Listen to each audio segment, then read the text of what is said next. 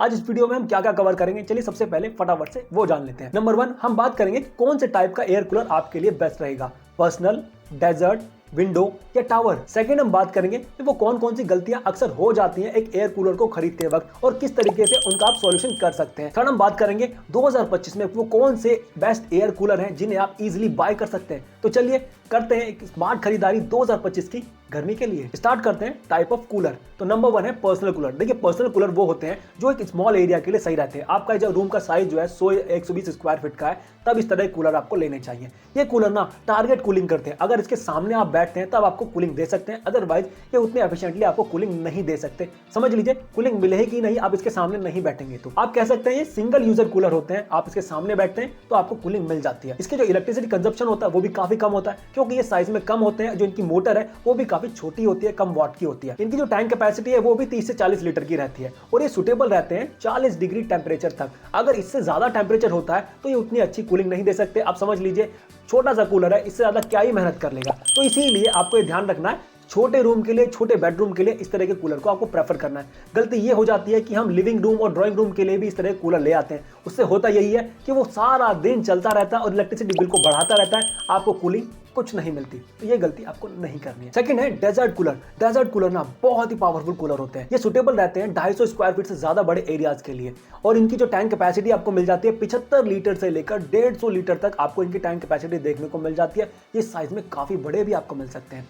ये सुटेबल रहते हैं आपके लिविंग रूम के लिए, ड्राइंग रूम के लिए, हॉल के लिए। आप इन्हें इंडोर में यूज कर सकते हैं, आप इन्हें आउटडोर में भी यूज कर सकते हैं। और हाँ, आपके यहाँ पर 45 डिग्री तक टेम्परेचर रहता है, तब भी आसानी से आपके रूम को, आपके हॉल को ठंडा कर सकते हैं और बहुत ज्यादा ठंडा कर सकते हैं। इसका मतलब ये है कि अगर आपके यहाँ पर ड्राई हीट क्लाइमेट रहता है, जैसे कि दिल्ली, जयपुर में रहता है, बहुत ज्यादा हीट पड़ती है, तो ये कूलर ना आपके लिए बेस्ट ऑप्शन हो सकते हैं। पर गलती ये होती है कि आप लोग ज्यादा ठंडक के चक्कर में छोटे रूम में इसको लगा लेते हैं।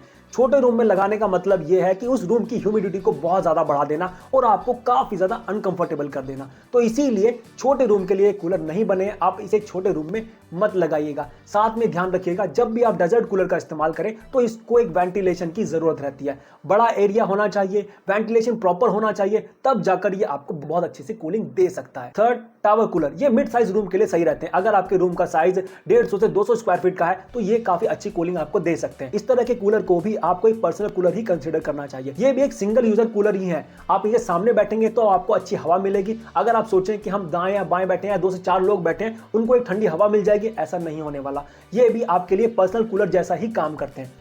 ये भी आपको 40 डिग्री टेम्परेचर तक ही आपके रूम को ठंडा कर सकते हैं। अगर इससे ज्यादा टेम्परेचर रहने वाला है तो ये उतनी इफेक्टिवली काम नहीं कर पाएंगे, आपको कूलिंग उतनी अच्छी देने वाले नहीं है।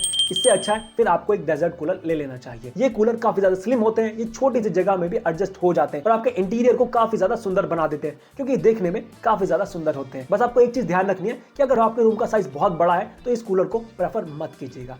फोर्थ होते हैं विंडो कूलर। देखिए जो विंडो कूलर होते हैं, नाम से पता चल पा रहा है कि आप इन्हें विंडो में फिक्स कर सकते हैं। ये इस तरह के मॉडल होते हैं जिन्हें आप विंडो में इजीली लगा सकते हैं। जैसे आप विंडो एसी लगाते हैं वैसे आप विंडो कूलर भी लगा सकते हैं। इसके अंदर ना आपको बहुत ही अच्छी कूलिंग मिल जाती है। तो ये भी एक तरीके के पर्सनल कूलर जैसे ही है। ये आपके रूम को काफी अच्छा ठंडा करते हैं और आप इसी सामने रहते हैं तो आपको सामने आपको एक अच्छी हवा मिल सकती है। इसके अंदर आपको ब्लोअर देखने को मिलता है, इसके अंदर आपको फैन देखने को नहीं मिलता है। ये कूलर भी आपके स्मॉल साइज रूम के लिए ही सही रहते हैं, जैसे कि 100 से 150 स्क्वायर फीट का अगर आपके रूम का साइज एरिया है तो आप इस तरह के कूलर को आप प्रेफर कर सकते हैं। और ये भी आपको 40 डिग्री टेम्परेचर तक ही आपके यहाँ पर ठंडक दे सकते हैं। उसके बाद ये कूलिंग नहीं देने वाले आपको। इसीलिए आपको ध्यान रखना, अगर इससे ज्यादा टेम्परेचर आपके यहाँ जाता है और आप ठंडक लेना चाहते हैं तो अब आपको कूलर का साइज बदलना पड़ेगा या दूसरे टाइप का कूलर लेना पड़ेगा। मैं यहाँ पर आपको एक इंपॉर्टेंट पॉइंट बताना चाहता हूँ कि आप कोई भी कूलर ले लीजिए, अगर आपको बहुत अच्छी कूलिंग लेनी है अपने रूम में तब आपको एक वेंटिलेशन का प्रबंध करना पड़ेगा। आपके रूम में एक वेंटिलेशन की जगह होनी चाहिए, एक क्रॉस वेंटिलेशन होना चाहिए, किसी तरीके का कोई विंडो, किसी तरह का कोई दरवाजा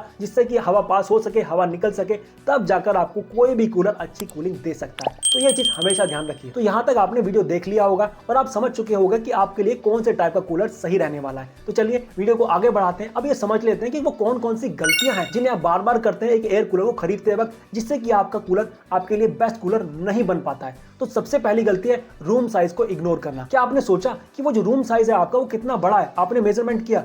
नहीं किया होगा। इससे होगा क्या, आप बड़ी जगह के लिए छोटा कूलर ले आएंगे जिससे कूलिंग कोई नहीं मिलने वाली। दूसरा, आप छोटी जगह के लिए बड़ा कूलर ले आएंगे जिससे कोई कूलिंग नहीं मिलने वाली सिवाय उमस और गर्मी के, और आपको दिखेगा कि आपका पैसा वेस्ट हो गया है। तो आपको पहले अपने रूम का साइज मेजरमेंट करना है जिससे कि आप उसे मैच कर सके अपने जो कूलर लेने वाले हैं उसके एयर थ्रो से।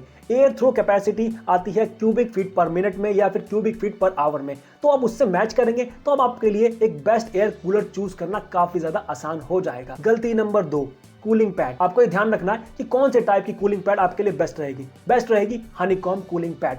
देखिए, दो टाइप की कूलिंग पैड आपको मार्केट में देखने को मिलती है, एक होती है वुडवूल, दूसरी होती है हनीकॉम्ब। वुडवूल जो है ना थोड़ी सस्ती जरूर आती है मगर ये ड्यूरेबल नहीं होती है, साथ में इनकी जो कूलिंग एफिशिएंसी है वो भी काफी ज्यादा कम होती है क्योंकि इसके ऊपर जो पानी का रिटेंशन है वो काफी कम रहता है। मगर जो हनीकॉम्ब होती है वो काफी ज्यादा अच्छी होती है, थोड़ी कॉस्टली जरूर आती है बट इनकी जो कूलिंग एफिशिएंसी है वो कहीं ज्यादा होती है कंपैरेटिवली वुडवूल के। इसके ऊपर पानी काफी ज्यादा टिका रहता है और जितना ज्यादा पानी इसके ऊपर रिटेन करेगा, टिका रहेगा, उतनी ही ज्यादा कूलिंग आपको मिलती रहेगी। आप सोच रहे हैं थोड़ी कॉस्टली आएगी, हम इसे नहीं लेते हैं। देखिए, अगर आपको हर साल कोई भी पैड चेंज नहीं करनी पड़ रही है, वो लंबे साल तक चलती जा रही है, बार बार आप उसे यूज कर पा रहे हैं, बस क्लीनिंग कीजिए और यूज कीजिए, तब आपको ये महसूस हो जाएगा कि आपका जो पैसा है ना सही जगह इन्वेस्ट हुआ है। मिस्टेक नंबर 3, अक्सर होता क्या है कि हम जब दुकान पर कोई भी कूलर खरीदने जाते हैं तो दुकानदार ना आपको एक ऐसे एयर कूलर देता है जिसमें उसका मुनाफा ज्यादा होता है और वो बहुत ज्यादा फैंसी आपको वर्ड्स बताकर, बहुत ज्यादा फैंसी टेक्नोलॉजी बताकर उस कूलर को बेचने की कोशिश करता है। जैसे कि इसके अंदर लाइट है, यूएसबी है, रिमोट है, आईपीओ टेक्नोलॉजी है, या ब्लूटूथ लगा सकते हैं इसके अंदर, या हेक्साकूल टेक्नोलॉजी है एंड ब्ला। आपको इनके चक्कर में नहीं पड़ना है। आपको ये ध्यान रखना है वो कौन कौन से एसेंशियल फीचर्स हैं जो आपके एयर कूलर में होने ही चाहिए। अब आप ऐसा कर सकते हैं, एक पेन लीजिए, एक नोटपैड लीजिए, आप इसे नोट डाउन भी कर सकते हैं। मैं आपको बताने वाला हूं वो कौन कौन से फीचर्स आपको एयर कूलर में मिलने ही चाहिए। तो फर्स्ट देखें आप टैंक की कैपेसिटी। तो उससे पहले आपको ये देखना है कि आपकी जो रनिंग है एयर कूलर की वो कितने रहने वाली है। अगर आप ज्यादा कूलर चलाने वाले हैं तब आपको एक बड़े साइज का कूलर लेना चाहिए, बड़े टैंक कैपेसिटी वाला कूलर लेना चाहिए। सेकंड, फैन का टाइप। उस कूलर के अंदर किस टाइप का फैन लगा हुआ है, एल्यूमिनियम वाइंडिंग में है, कॉपर वाइंडिंग में है, बीएलडीसी मोटर है, इंडक्शन मोटर है, या फिर ब्लोअर का इस्तेमाल हो रहा है। तो ये चीज आपको जरूर ध्यान रखनी चाहिए। थर्ड, आपको देखना चाहिए कि जो आपका एयर कूलर है उसकी जो एयर थ्रो डिस्टेंस है वो कितना है। ज्यादा से ज्यादा एयर थ्रो डिस्टेंस होना चाहिए। जितना दूर तक आपका एयर कूलर हवा देगा उतना ही ज्यादा आपके लिए बेटर रहेगा। Next, inverter compatible. आपका जो एयर कूलर है ना इन्वर्टर कंपैटिबल होना चाहिए, जिसे आप इन्वर्टर से भी चला सके। बहुत सारी जगह में इंडिया में आज भी इलेक्ट्रिसिटी में कट लगते रहते हैं। अगर आपका कूलर इन्वर्टर से चल पाएगा तब आप आराम से चैन की नींद सो पाएंगे। नेक्स्ट है वाटर लेवल इंडिकेटर। आपके एयर कूलर में वाटर लेवल इंडिकेटर होना चाहिए।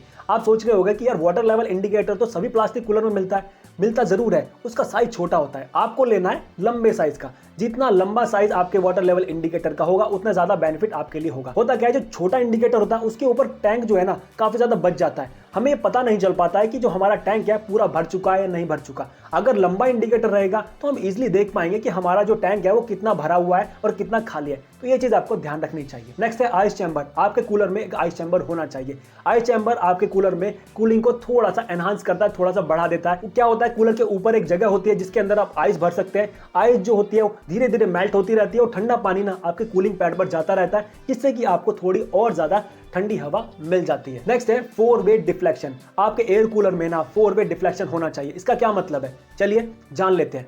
इसका मतलब यह है कि जो आपके जो वर्टिकल लूवर्स हैं, जो पीछे वाली जाली होती है वो ऑटोमेटिकली हिलती रहनी चाहिए, कभी लेफ्ट राइट इस तरीके से हिलती रहनी चाहिए, जिससे कि वो ज्यादा एरिया कवर कर पाए। साथ में जो हमारे फ्रंट लूवर्स होते हैं, जो आगे के लूवर्स होते हैं, आगे की जाली होती है जिसे हम मैनुअली एडजस्ट करते हैं, वो भी आपके लिए मैनुअली एडजस्ट होनी चाहिए। उसके अंदर बहुत सारे ऐसे मॉडल हैं जिसे फिक्स कर देते हैं, उससे आपको दिक्कत होगी। Castor wheel.